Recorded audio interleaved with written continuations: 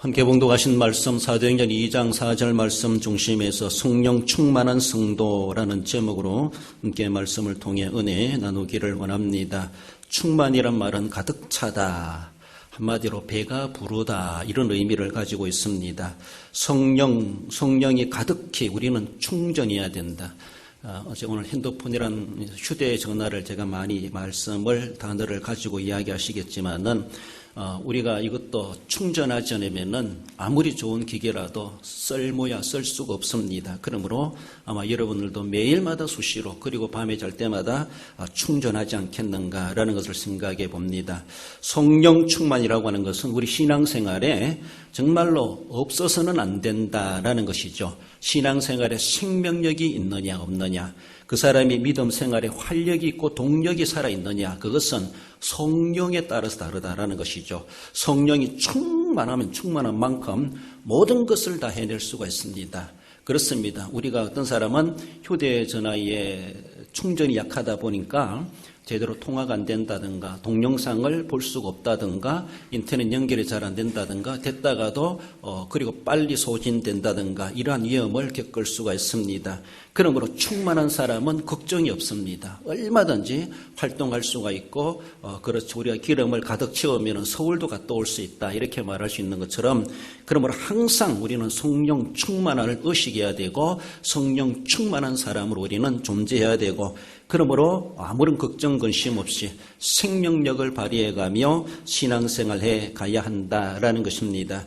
그러므로 성령 충만하다, 성령을 충전한다, 이렇게 하면 또 우리에게 더 직접적으로 의미가 전달되지 않겠는가 싶은데, 그 충전의 효과, 내게 정말로 충전되었다면 더 나아가서는 충전해놓고도 써먹지 못하면 무슨 소용이 있겠습니까? 쓰기 위해서, 사용하기 위해서 충전하게 되는 것을 볼 수가 있는데, 성령 충만한 성도, 그래서 우리는 충전받아야 되고 충전을 지켜가야 되고 결국은 충전된 대로 그 기능을 발휘하며 마음껏 우리는 사용할 수 있고 그 효과를 볼 수가 있어야 된다라는 사실, 오늘 본문의 말씀을 통해서 우리가 함께 성령 충만한 성도라는 지하에 살펴보기를 원합니다.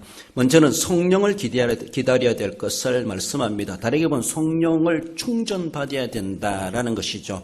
그들이 다 성령의 충만함을 받고, 예수님께서 지상사역을 이제 마감하시고 제자들과 많은 사람들 보는 앞에서 감난산에서 하늘로 성천하셨습니다. 내가 다시 오리라, 그렇게 약속을 남겨두시고 하늘로 떠나가셨습니다. 그래서 아직까지는 다시 오시지 않으셨습니다.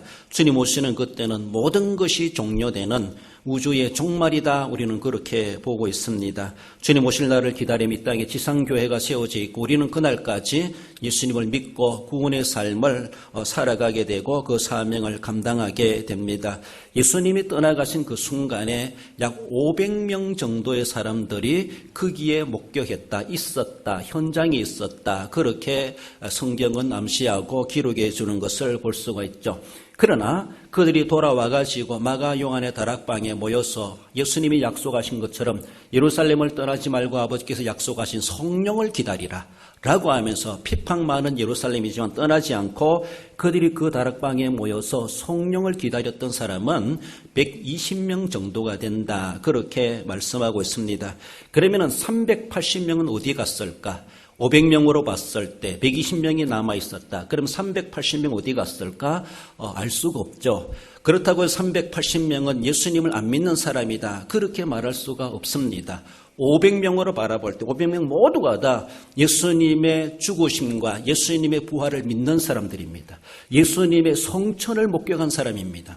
그리고 다시 오시리라 그 약속을 계시받은 사람들입니다. 이만한 믿음의 증거를 가지고 있는 사람이 어디 있겠습니까? 여러분들은 그렇게 목격한 적이 있나요? 그 500명이라고 하는 더 나아가서는 380명도 어쩌면은 체험적인 신앙을 가지고 있는 그들도 확실한 예수님을 따르는 믿음의 사람들이다라고 말할 수가 있습니다. 그렇다고 380명 그들 우리는 안 믿는 사람이다, 120명에서 죄되었다고 불신자로 돌아갔다, 이렇게 말할 수가 전 없다고 봅니다. 그러나 중요한 것은 그래도 120명은 끝까지 남아가지고 예수님의 약속 성령을 기다리고 성령의 충만함을 받았다는 사건을 오늘 본문에서도 말씀해 줍니다. 그렇습니다. 그러나 차이가 있다고 하는 것은 그들에 대해 그 380명은 그들도 철저하게 체험적 신앙을 가지고 있는 사람임에도 불구하고 성령에 대해서는 조금 그들은 소극적이지 아니했나라는 것을 볼 수가 있습니다. 나중에 그들이 다시 돌아와서 성령의 충만을 받고 예루살렘 교인이 포함되었는지 알 수 없지만은 당대로 바라보면은 그들은 믿는 사람들이었습니다. 믿는다 하면서도 성령에 대해서는 당대는 상당히 생소했기 때문에서라도 그들은 거기에 대해서 적극성을 가지지 못했지 않았겠는가라는 것이죠. 오늘날에 우리가 예수님을 믿고 살아간다 하면서도 500명 수준은 들지만은 120명 수준에 들지 못하는 사람들이 허다하다라고 볼 수 있습니다. 성령과 무관하게 나도 믿는 사람이다 이렇게 의식하고 살아가는 사람, 그래서 주일날 교회에 올라가고 꼬박꼬박 예배 참석하고 하지만은 380명에 속해 있는 사람들이 많다라고 볼 수 있습니다. 하나님께서는 380명을 쓰신 것이 아니라 120명을 쓰셨다는 것을 우리는 아셔야 되죠. 그런 사람들이 성령이 충만한 사람이었습니다. 그런 사람들도 휴대폰 다 가지고 있었던 사람들이었습니다. 그러나 충전되지 못한, 기름 준비되지 못한 380명이 아니었나라고도 볼 수가 있습니다. 그렇습니다. 예수님께서 그토록 말씀하신 것처럼 그래도 120명은 남아가지고 그들은 기도를 했고 열흘 동안 금식하며 약속하신 것을 주시옵소서 간절히 기도했을 때 그들은 성령의 충만함을 받게 되었고 그들이 하나의 불씨가 되어서 그들이 미랄이 되어서 초대 예루살렘 교회는 3,000명, 5,000명으로 번성하게 되었고 하나님께서는 그들을 통해서 오늘의 우리 세계 기독교 인구가 되게 하신 것이다 라고 하는 것을 어느 누구도 부정할 사람이 아무도 없습니다. 120명 그들로 씨앗으로 시작돼가지고 저와 여러분들 오늘도 존재하고 있고 우리 대한교회가 존재한다라고도 말을 할 수가 있습니다. 세계 인구에서 33.3%가 기독교인이다. 그렇게 숫자 통계적으로 말해주고 있습니다. 세계 종교 가운데 가장 인구를 많이 포함하고 많이 그렇게 가지고 있는 종교가 기독교다. 그렇게 말하고 있죠. 이런 모습 속에서 만약에 33% 적어도 대충 계산해 보니까 한 22억 인구가 되지 않겠는가 그렇게 보는데 약 70억이라고 생각한다면은 약 20억 이상 되는 기독교인들 중에서 그 중에서 과연 380명에 포함되어 그저 이름만 기독교인으로 살아가는 사람들이 얼마나 많겠는가라는 것을 생각해야 되죠. 성령과는 전혀 상관없이 그저 종교적인 모습에서 나도 기독교인이다라고 하는 것이죠. 그럼 우리 하나님께서는 원하시는 것은 120명의 성도를 기다리고 계시다는 것이죠. 120명의 상징적인 120명의 사람들을 하나님은 그들을 통해서 쓰시고 사용하시고 하나님께서는 그들을 통해서 세계 복음화에 희망을 걸고 계시다는 것을 우리는 알아야 될 것이죠. 그러면 우리가 예수를 믿고 살아가면서도 성령의 충만함을 받지 못한다면은 우리는 그저 자기 신앙 하나 유지해 갈 정도 수준밖에 아니다라고도 말을 할 수가 있습니다. 부활하신 예수님께서 요한복음 20장 22절에 보면 이 말씀을 하시고 그들을 향하여 숨을 내쉬며 이르시되 성령을 받으라. 그들에게 우리 주님께서는 십자가의 신앙도 필요한데 부활의 신앙도 필요한데 이제는 너희들은 성령의 신앙이 필요하다. 너희들은 성령이 있어야 된다. 성령 충만해야만이 십자가의 권한도 이겨낼 수가 있고 부활의 확신을 가지고 부활을 증언할 수가 있다. 이것을 우리 주님께서 너무나 잘 아시는 나머지 제자들에게 나타나셔서 성령을 받으라. 이렇게 말씀하지 않습니까? 성령이 얼마나 시대적으로 필요하고 중요한가를 우리에게도 말씀하고 있습니다. 2000년 전에 사도들, 제자들에게도 필요했던 것처럼 오늘 우리에게도 필요하고 복음이 증거되는 현장마다 성령의 역사가 일어나고 성령의 충만함을 받은 사람들을 통해서 하나님 그 일을 이루어 가시는 것을 볼 수가 있습니다.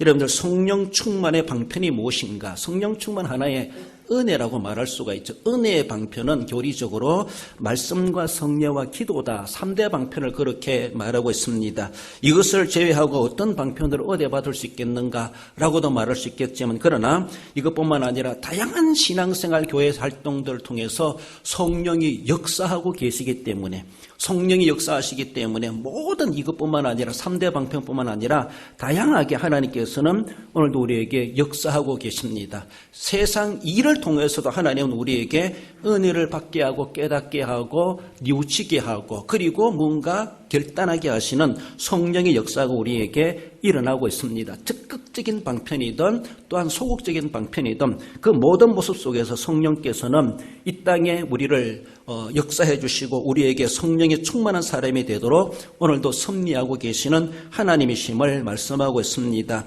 사도행전 1장 14절에 마음을 같이하여 오로지 기도에 힘쓰니라. 그들은 열심히 기도했습니다. 그래서 성령을 보내달라고 기도했겠죠. 사도행전 4장 31절에서도 빌기를 다하며 성령이 충만하여 기도를 빼놓을 수가 없다는 것을 볼 수가 있습니다. 기도 그 자체가 그들은 말씀이고 성례고 하나님 앞에 예배라고 말할 수가 있습니다. 오로지 그들은 거기에 정신 집중하여서 성령 충만함을 받으려고 성령을 받으려고 결과적인 모습은 성령을 받으려고 애를 썼다는 것이죠. 성령을 그렇게 사모하고 기다렸다는 겁니다. 항상 성령에 대해서 우리는 생각을 해야 되고 그리고 의식을 해야 되고 성령에 대해서 기억해야 되고 과연 하나님의 성령께서 오늘 이 일을 통해서 어떻게 역사하실까? 하나님께서 내게 어떻게 성령이 나에게 섭리해 가실까? 역사해 가실까? 우리는 거기에 호시탐탐 하나님의 은혜를 갈구하고 거기에 대해서 우리는 노려야 됩니다. 그것을 우리는 포착하려고 해야 됩니다. 아무 생각 없이 지나가면은 다 끝나도 성령이 지나가도 모릅니다. 그렇습니다. 일반적인 모습에서 성령 충만하게 적극적인 우리의 마음을 가진다면은 우리 예배도 마찬가지. 이 순간 예배 가운데서도 성령이 함께 하시고 선포되는 말씀을 통해서 읽어지는 성경을 통해서 찬송을 통해서 기도를 통해서 예배 모든 순서를 통해서 예배 전체적인 예배의 시스템을 통해서 성령은 우리에게 역사하고 계십니다. 각자의 어떻게 역사하시는지 성령의 그 나름대로 임의적으로 역사하고 계시고 똑같다라고 말할 수 없을 정도로 각자에게 오늘도 주님은 성령이지도 역사하고 계십니다. 선포되는 말씀을 통해서도 그것을 이용하여서 우리의 마음속에 성령이 찔러주시는 것이 있고 느낌이 있고 오감을 통해서 육감을 통해서 우리에게 역사하시는 성령이 계시다는 것을 우리는 인식해야 됩니다. 의식하라는 겁니다. 성령에 대해서 늘 의식할 필요가 있습니다. 여러분 예배뿐만 아니라 어떤 기도를 한다든가 부흥회를 한다는 것, 세미나를 한다든지 수련을 한다든지 단합대회를 한다든지 더 나아가서는 당회를 하고 공동회를 하고 재직회를 한다 할지라도 우리는 다 그리스도 안에서 행하는 일이고 성령의 인도하심 우리는 추구하고 있습니다. 신방을 한다 할지라도 신방을 받는다 할지라도 더 나아가서는 교인들이 식사 모임을 한다 회식을 한다 할지라도 더 나아가서는 어떤 여행을 한다 할지라도 더 나아가서는 내가 휴가를 즐긴다 할지라도 성령께서는 그 휴가를 통해서 여행을 통해서 이번 신방을 통해서 이번 세미나를 통해서 이번 부흥회를 통해서 이번 예배를 통해서 이런 기도를 통해서 이런 수련을 통해서 이런 재직사면을 통해서 성령께서 내게 어떻게 임하실까 우리 의식해야 된다는 것이죠. 그 순간순간이 하나님이 임하신 하나의 방편이라 말할 수가 있습니다. 말씀과 기도와 성례가 아니라 할지라도 교회 활동 모든 분야에 성령이 역사하고 계시다는 것을 우리는 알고 그 역사 속에 그 행사와 모든 일들 속에 성령께서 나에게 무엇이 어떻게 다가오고 계시는가 내가 의식하지 않으면은 모릅니다. 똑같이 앉아서 이야기해도 딴청 보는 사람은 무슨 이야기해도 무슨 소리인지 못 알아듣습니다. 물어보면은 못 들었습니다. 똑같이 보는 것 같아도 눈이 시선이 집중되지 않으면요 쳐다보긴 봤는데 뭐 지나갔는지도 모릅니다. 그렇지 않아요? 우리 그렇지 않아요? 집중하지 않으니까 의식하지 않으니까 앞에서 일어나도 뭔지 몰라요. 뭔가 들은 소리는 있었는데 무슨 소리인지 내 마음에 내 내리에 내 머리에 남지 않는 것이 있습니다. 왜? 관심 없이 들었으니까. 1초만 지나도 잊어버리고 모르면 기억이 안 납니다.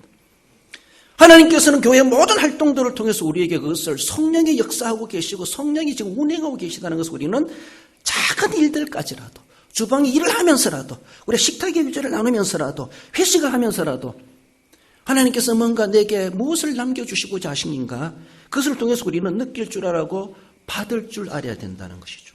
성령을 기다렸던 성도들이 있었다. 120명의 성도들은 식음을 전폐하며 기도하면서 그것이 얼마나 귀한 것이기에 한 가지도 놓치지 않으려고 한순간도 놓치지 않으려고 열흘째 임하실지 아래때 임하실지 열흘째 임하실지 모르지 않습니까? 언제 임할지 모르기 때문에 하루를 출석을 결석한다라면 혹여나 그때 임하지 않겠는가, 이런 마음이 노심초사하지 않겠는가. 성령에 대해서 그렇게 그들은 갈망하며 적어도 120명은 끝까지 성령 충만을 받기까지 그 자리에 머물고 있었다라는 것을 우리는 생각해 봅니다. 교회 제반 행사들을 목적으로 바라본다는 개인의 신앙 성장이라고 말할 수 있습니다. 이런 행사를 하고 나서 내 신앙이 성장하지 않는다면 나와는 아무런 관계도 없는 일이 되는 거예요. 교회 발전의 목적이라 말할 수 있습니다. 교회 사명 감당이라 말할 수 있습니다. 여러분들, 저도 이래 생각해 보면서 적어도 이런 세미나를 했으면 뭔가 나타나야 되지 않느냐? 기대감이 있는데, 기대감이 없다라면은, 다시 해야 되나? 그러면 다시는 안 해야 되나? 이런 생각까지도 주최 측에서는 들 수밖에 없습니다. 우리 하나님도 그렇지 않겠습니까? 이렇게 은혜를 베풀어 주셨는데, 은혜 받은 티가 없어요. 거룩한 소동이 없습니다. 아무런 반응이 없어. 뭔가 개인의 신앙이 성장하고 교회가 발전하고 교회가 대외적인 사명을 감당하는 그런 은혜도 뭔가 좀 업그레이드, 뭔가 좀 달라지는 모습이 있을 때에 은혜를 베푸신 우리 하나님도 보람이 있지 않으시겠습니까? 은혜를 받았는지 성령을 받았는지 뭔가 느꼈는지 뭔가 배웠는지 뭔가 깨달았는지 아무런 효과가 없다라면은 뒤에도 말씀드릴 내용이지만은 우리 주님도 실망하지 않으시겠는가?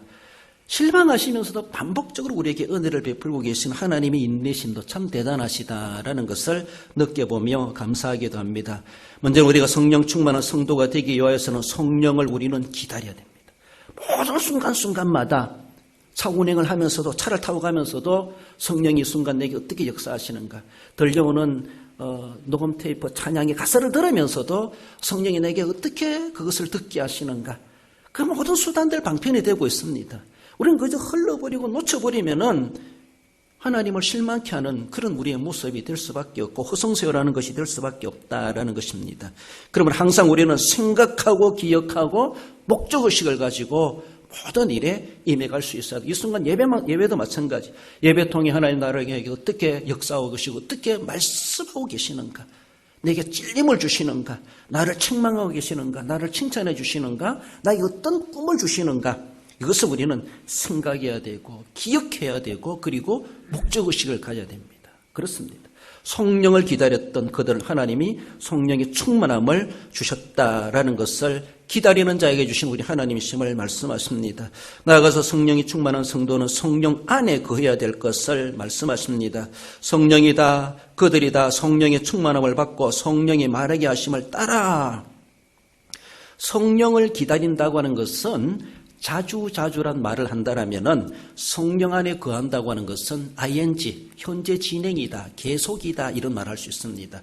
성령을 기다린다고 하는 한이 방편적으로 바라볼 때는 예배 드릴 때, 기도할 때, 세미나 할 때, 부흥회 때 조금 이렇게 토막 난 것 같고 나눠질 수 있고 때때가 있다고 볼 수가 있죠. 물론 일상적인 삶 속에서 성령이 운행하고 역사하고 계십니다만은 큰 덩치로 바라볼 때 예배 드릴 때, 주일 때, 기도할 때, 새벽기도 때, 우리가 또 신방할 때, 또 단합대회 할 때, 뭐 할 때를 이야기한다면은 성령 안에 거한다고 하는 것은 때가 따로 있는 것이 결코 아니라는 것이죠. 오늘은 성령 안에 거했다가 하룻밤 지나면서 성령을 아무 관계없이 살아가고 내일 가서 성령 안에 살고 이런 것이 결코 아니라는 것입니다. 성령 안에 거한다고 하는 것은 지속적입니다. 끊어지면 안 된다는 것이, 끊어지면 안 된다는 것이. 우리가 충전은 가끔 하면 됩니다.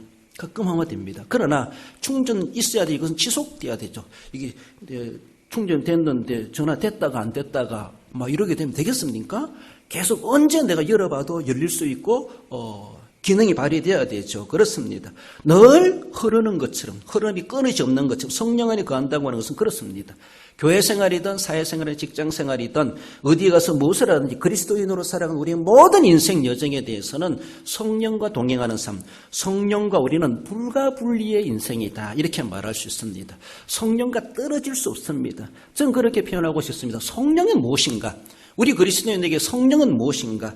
우리 몸의 피와도 같다는 피. 성령은 무엇인가? 우리 코의 산소와도 같다, 공기와도 같다라는 것입니다. 그렇습니다. 우리 피는 늘 순환이 된다 그러죠. 그리고 묵은 피는 사라지고 새 피가 생산돼 가지고 우리가 건강을 유지해 간다 그러죠. 그 피가 너무 탁해도 안 되고 너무 맑아도 안 되고, 그렇잖아요. 너무 탁하니까 뭔가 흐름도 흐려지고 잘 안 되고 너무 맑으니까 지혈이 안 돼가지고 피가 안 멈춘다 그러잖아요. 그렇잖아요. 어느 정도 돼야 된다는 것인데 그만큼 우리 몸에 피는 항상 있어야 됩니다. 사람들이 다쳤습니다. 왜 지혈을 합니까? 피를 많이 흘리면은 생명이 위독하기 때문에 피라는 것은 생명과 직결됩니다. 우리 몸에 내 생명과 피는 떼어놓을 수가 없습니다. 그렇습니다. 우리 믿는 성도들이 살아있나 죽었느냐? 성령이에요. 성령이 얼마나 충만하느냐? 성령이 제대로 여기서 흐르고 있느냐? 운행되고 있느냐? 어디를 찔러봐도 피가 나오는 것처럼 내 눈끝에도 성령이 있어야 돼. 손끝에도 성령이 있어야 돼. 입술 끝에도 성령이 있어야 돼. 혀 끝에도 성령이 있어야 되고 내 모든 전인격적인 속에 성령이 없다라면은 피가 안 통하는 살과 똑같아. 피가 없는 살과 똑같아. 피가 안 통하면 우리가 질이 오잖아요. 제대로 서지도 못하고 사용도 못하잖아요. 그렇잖아요? 피가 안 통하니까. 피는 그만큼 중요합니다. 기능을 발휘하지 못하게 합니다. 피가 안 통하면. 그러면 내게 성령이 역사되지 않으면 성령 없는 내 주먹은 폭력이 될 수가 있습니다. 그렇습니다. 내 코에 산소가 호흡되지 않는다면 호흡이 되지 않는다면 우리는 죽을 수밖에 없습니다. 숨은 몰아쉬다가 나중에 안 쉬다가 쉬었다 그렇게 합니까? 그렇지 않지 않습니까? 자든지 깨어있든지 숨 쉬어야 돼. 그래서 안 죽으려면 숨만 쉬라 이렇게 말하죠. 숨 쉬면 안 죽습니다. 그렇습니다. 그래서 숨이 멈춘 사람은 심폐소생술 해가지고 빨리 숨통을 털어주지 않습니까? 틔워주지 않습니까? 숨이 통하도록, 공기가 통하도록. 그게 얼마나 중요한지 몰라요. 우리 예수 믿는 성도들에게 그저 나는 교회 다니니까 교인이다 성도다라기보다 380명에 속한 사람이 아니라 120명에 속한 사람이 되어야 되죠. 성령이 운행하고 성령이 여기에 활활 타오르야 되죠. 성령의 호흡이 이렇게 마음껏 우리가 들이키고 내키고 해야지 건강하죠. 숨 막혀 놓으세요. 하락해도 못합니다. 천하장사도 숨 막혀 놓으면 일 못합니다. 힘 못 씁니다. 그러므로 아무리 예수님을 오래 믿었고 직분이 있다 할지라도 성령이 바닥나면은 무용지물, 아무것도 쓸모없는 그저 고철에 불과합니다. 고철에 불과합니다. 우리는 휴대전화 충전 상태를 매일 확인할 겁니다. 저는 답답해요. 어떤 사람은 제가 충전이 안 돼가지고 전화를 못 하겠습니다. 전화기 좀 불러주세요. 충전이 방전되기가 뭐 했느냐는 식이었거든요. 그러면서도 전화 쓸 남의 전화를 쓰고 싶어 하는가? 전화기 쓸 자격이 없는 사람으로 볼 수 있어요. 이걸 관리를 해야지. 관리를 해야지. 그렇지 않습니까? 쓰려면 관리를 해야지. 성령 충만을 무시하거나 방치해 둔다라고 하는 것은 그저 방전되도록 내버려두는 것 똑같아요. 그러면서도 어떨 때는 아이고 하나님 하며 달라라고 하죠. 줄라 할지라도 충전이 안 되는데 뭘 줍니까? 뭘 통화할 수 있게 하겠습니까? 상대방이 전화해도 나는 못 받습니다. 방전돼 버리면은 아무것도 할 수가 없습니다. 보냈는데 못 받을 수가 있습니다. 더 나아가서는 우리가 오래된 배터리는 충전해도 방전이 쉽다 이렇게 말하죠.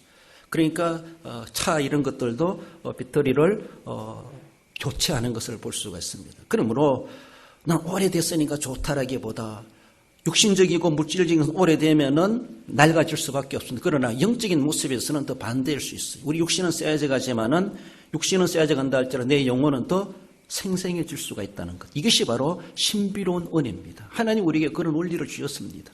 내 육신이 약해지는 만큼 내 영적으로도 방전돼가지고 이것도 못해 저것도 못해 이것도 안 해 저것도 안 해 못해 안 해 이런 것이 아니라 내 육신은 그러하다 할지라도 육신으로 다 못한다 할지라도 내 영은 아직도 생생하게 살아있다고 하는 것을 하나님 앞에 보일 수 있어야 될 것이죠. 그렇습니다. 그럼 하나님 앞에 그러니까 늘 자주 충전하고 자주 보고 자주 확인하고 오래됐으니까 잘 따르니까 새 것보다도 잘 따르니까 더 기도해야 되죠. 더 하나님 앞에 매달려야 되죠. 더 낡았기 때문에 더 하나님 앞에 더 부르짖어야 되죠. 그러니까 육신이 낡아졌다고 해서 영적으로 더 낡아지는 그러니까 급속도로 낡아지는 거예요. 급속도로.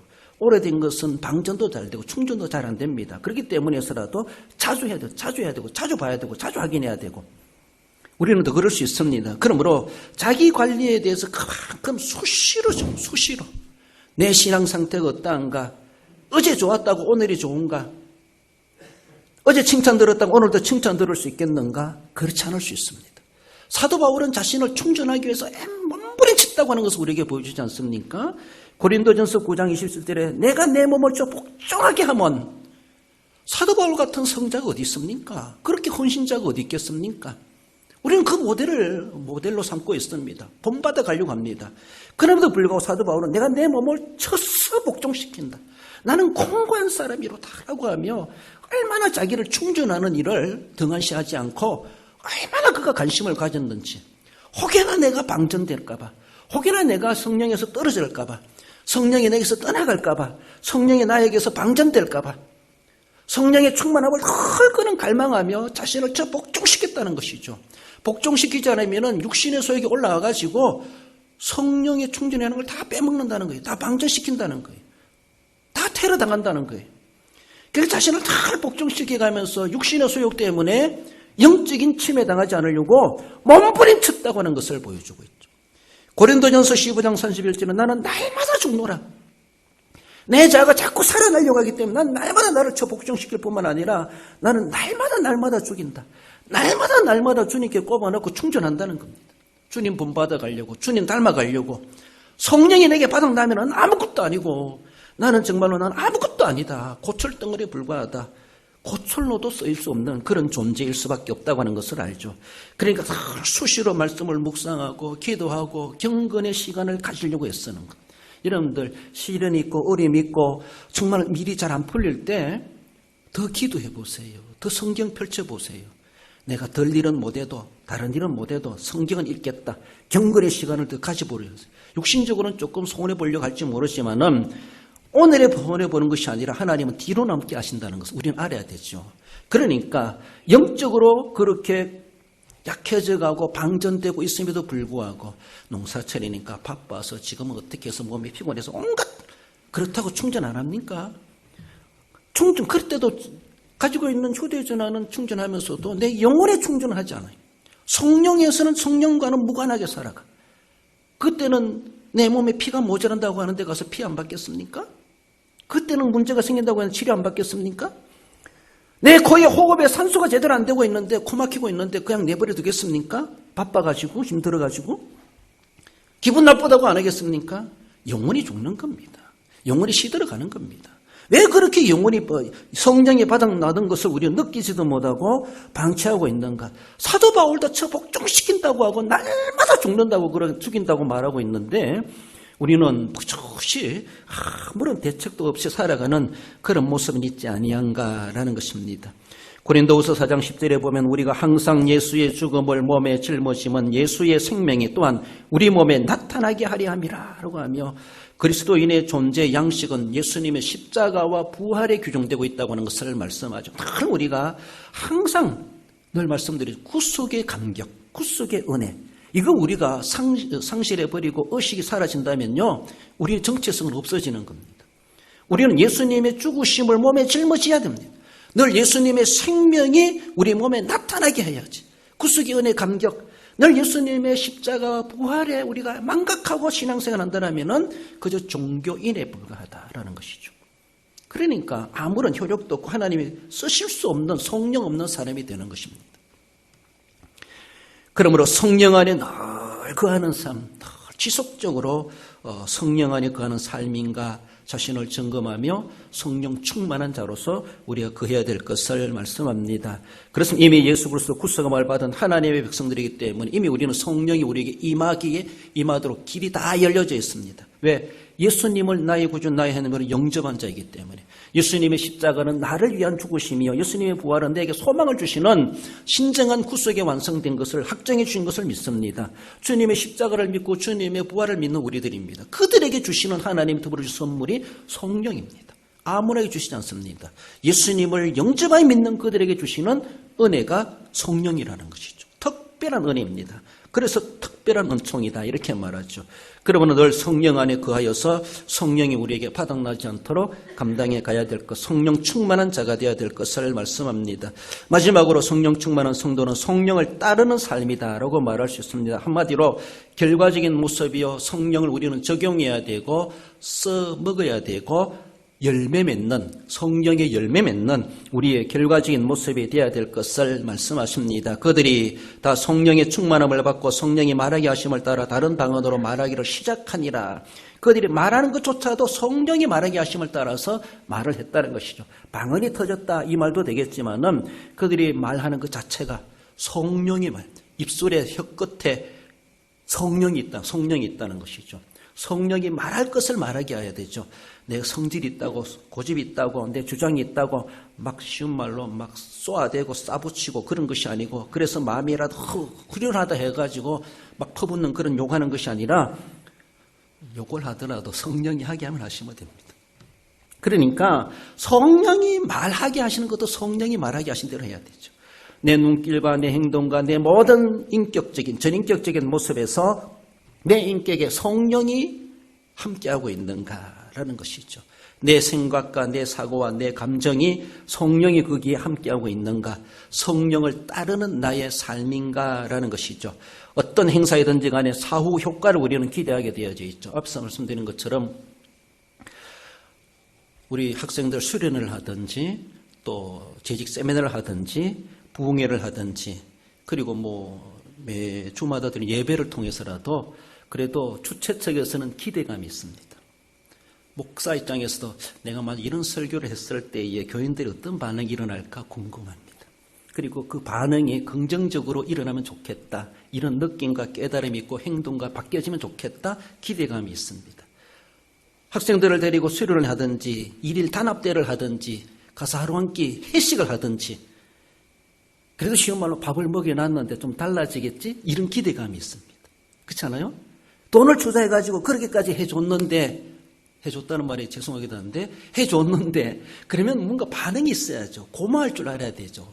느낌이 있어야 되죠. 그래도 내가 그렇게 대우받았는데 나도 갚아야지, 이런 자세가 필요하지 않나요? 그렇습니다. 누군가가 나에게 커피 한 잔이라도 대접해 줬어요. 나도 해야지. 이게 당연한 거예요. 이게 조화로운 거예요.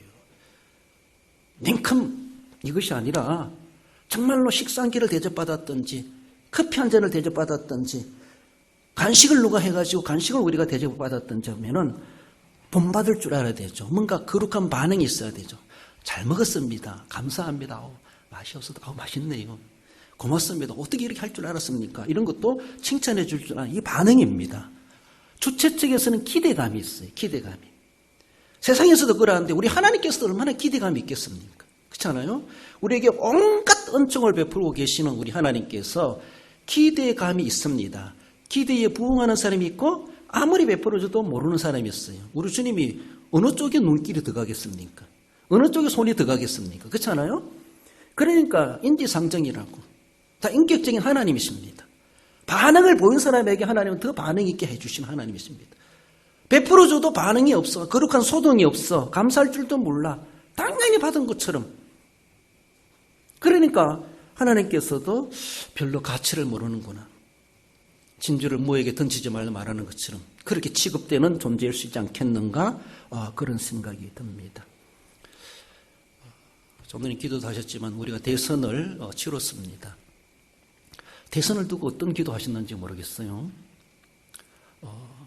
이 모든 분들, 제가 진정한 대충 분들이 이번에 대선에 대해서 그래도 협조하고 있지 않겠는가, 결과에 대해서. 그러나 거꾸로 됐다고 생각해 보세요. 오늘 예배 분위기 어땠을까? 여러분들의 생각이 얼마나 복잡할까? 그런 생각이 들어요.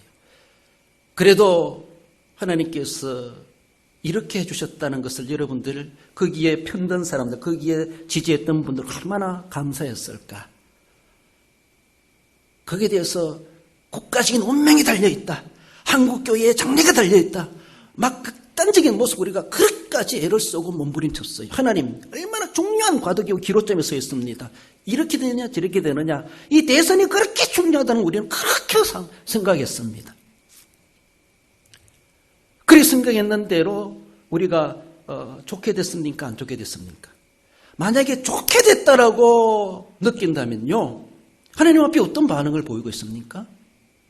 선거하기 전에 그렇게 하나님 기도했으면서도 기도가 응답됐다고 생각해 보세요. 많은 사람들이 하나님과 간 곳 없는 결과 그치 여기지고 있어요. 우리는 아무 반응이 없어요. 수련을 해도 반응이 없고, 설교를 해도 반응이 없고, 기도를 해도 아무 반응이 없고, 세미나를 해도 아무런 반응이 없어. 대선이라고 하는 엄청난 사건을 우리가 끝났어고 결과적인 모습에 되었어도 우리 하나님 앞에 아무런 반응도 없는 것이 아닌가? 아무런 소동도 없는 것은 아닌가? 거기에는 성령이 역사하지 않았다고 봅니까? 거기에 대해서 우리는 느낄 수 있어야 돼요. 세상적인 행사를 할지라도. 우리가 그만큼 기도했지 않았습니까? 우리가 그만큼 노심초사했지 않았습니까? 하나님은 이렇게 우리에게 은혜를 베푸시고 기회를 주셨다고 생각한다면 우리의 반응은 정말로 당사자 이상으로 하나님 앞에 세상 정치 이런 걸 떠나서라도 하나님 앞에 우리는 정말 하나님 정말로 감사합니다 라고도 말할 수 있지 않겠는가? 그 표현이 우리 어떻게 나타나고 있는가 하는 거예요. 이것을 알지 못하는 사람에게 하나님은 진주를 주지 않을 겁니다. 예, 저도 모르기 때문에.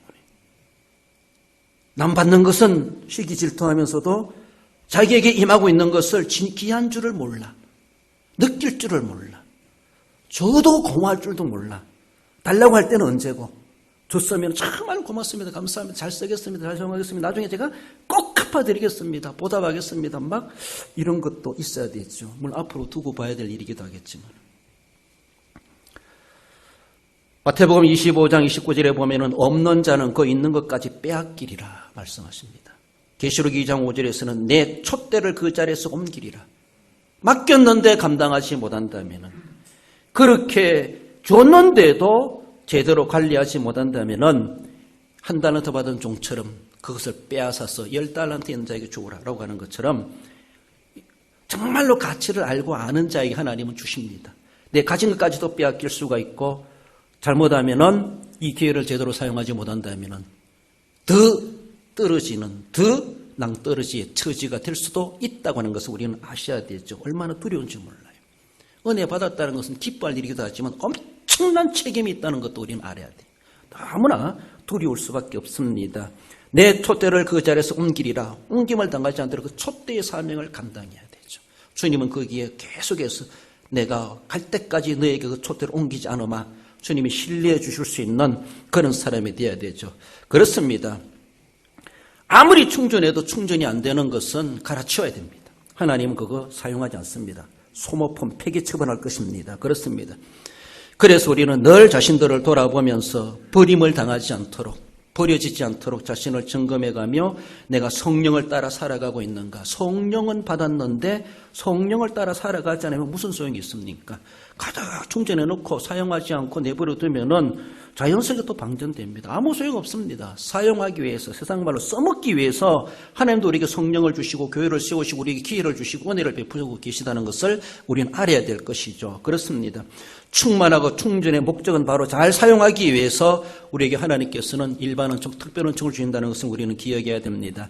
예루살렘 교회는 그렇게 성령의 충만을 받은 120명의 성도들을 통해서 듣게 되었습니까? 그는 하나님의 말씀을 전파했다. 그런 한 마음과 한 뜻으로 친교했다. 물건을 서로 통용하고 그들은 교류했다. 이렇게 말합니다. 그리고 자기 것이라 주장하지 않고 서로가 나누는데 그렇게 앞장서고 함께했다. 읽어봅시다. 사도행전 4장 31절 이하의 성령이 충만하여 담대히 하나님의 말씀을 전하니라. 믿는 무리가 한 마음과 한 뜻이 되어 모든 물건을 서로 통용하고 자기 재물을 조금이라도 자기 것이라 하나니가 하나도 없더라. 할렐루야. 성령 받은 사람 대표적인 모델적인 예루살렘 교회의 그 모습 속에서 성령을 따라 사는 삶이 어떤 것인가. 적어도 당대 예루살렘 교회는 이렇게 했다라는 것. 꼭 그렇게 하는 것만이 아니겠지만 오늘 이 시대에 우리에게 오늘도 성령을 따라 사는 삶이 무엇일까? 시대적, 지역적 사명을 우리는 깨달아가면서 그 사명을 우리는 성령을 따라 신실하게 감당해 가야 할 것입니다. 말씀을 맺습니다. 우리 성도 여러분, 늘 성령의 충만함을 우리는 의식하십시다. 그래서 늘 우리는 성령과 관계를 맺어요. 모든 일을 하든지 어떤 일을 하든지 성령과 관계. 내 속에 늘 피가 순환되고 흐르고 내 코에 호흡이 늘 무의식 중에도 이루어지는 것처럼 신앙생활, 교회생활, 직장생활, 덜생활 모든 일 가운데 나는 성령과 떨어질 수 없는 관계다. 늘 성령의 의식, 성령에 관계된 그런 관계를 맺는 이것이 바로 충만한 의식입니다. 나아가서는 늘 성령 안에 거하기를 우리는 관리해 가야 할 것입니다. 그래서 늘 성령을 유지해가는 성령이 늘 우리에게 적어도 충만하게 채워져야지.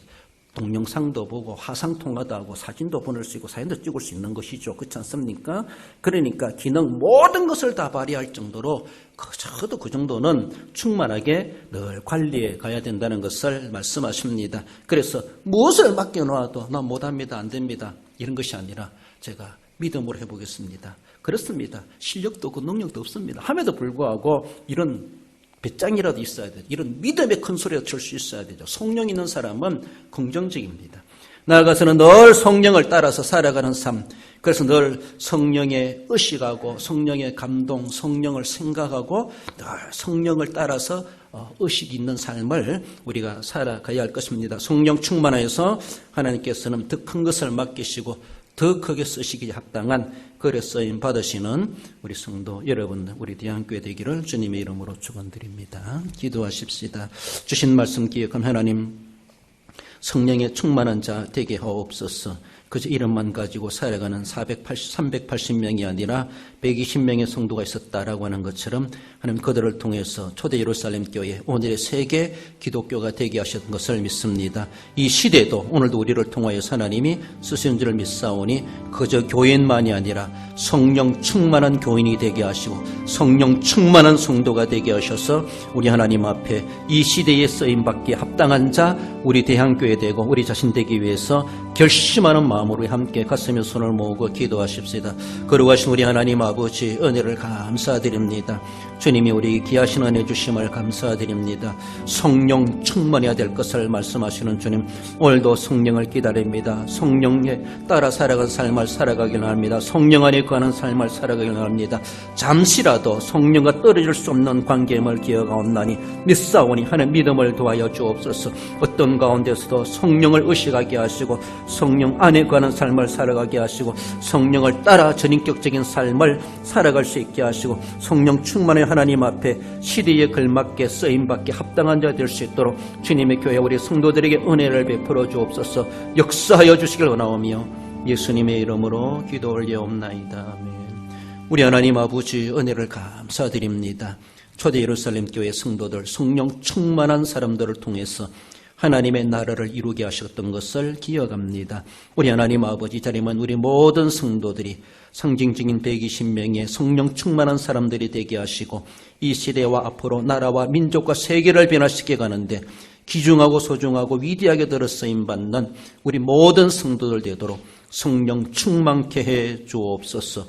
주님께서 저희들의 삶을 통하여 역사하시고 영광 받으시기를 원합니다. 몸이 아파 손을 얹어 기도하며 소원에서 가슴에 손을 모아 기도하오니 주님 불쌍히 여겨주시고 믿음대로 되게 하여 주시기를 원하오며 거룩하신 예수님의 이름으로 기도드리옵나이다.